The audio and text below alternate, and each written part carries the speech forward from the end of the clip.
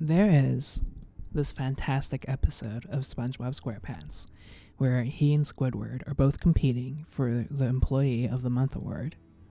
Now, initially, Squidward wasn't interested in competing with SpongeBob, who had won Employee of the Month for the previous 26 months. And Squidward says something really interesting about Employee of the Month awards. SpongeBob, don't you know that award is a scam? What do you mean? Mr. Krabs gives you that award so you'll work harder for no extra money. And that's true.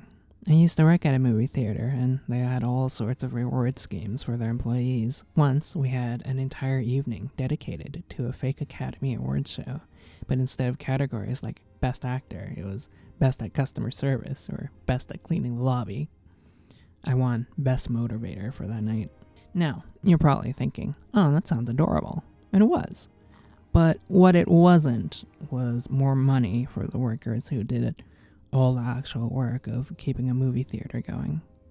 The company didn't even pay for the awards. We had to collect recycling for the deposit to pay for the whole thing. And I think it's perfectly fine to recognize people for their hard work, but the theater paid us minimum wage, meaning if they could, they would have paid us less.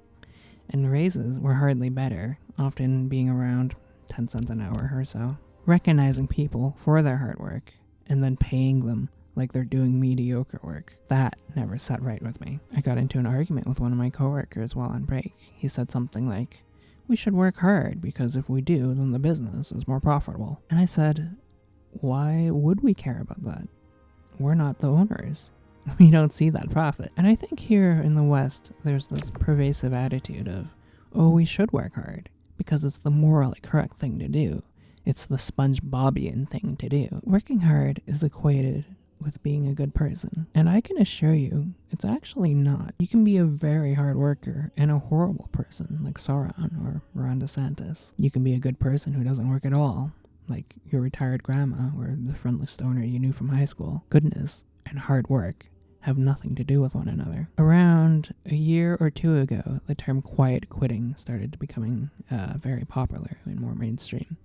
Quiet quitting is defined as doing the bare minimum as required by your job and not going above and beyond. I've been quiet quitting for as long as I've been working because I know there's more to life than winning Employee of the Month for the 26th time, and I know that being a good person has nothing to do with how hard you work. In 2023, the time of making this video, we are in late-stage capitalism.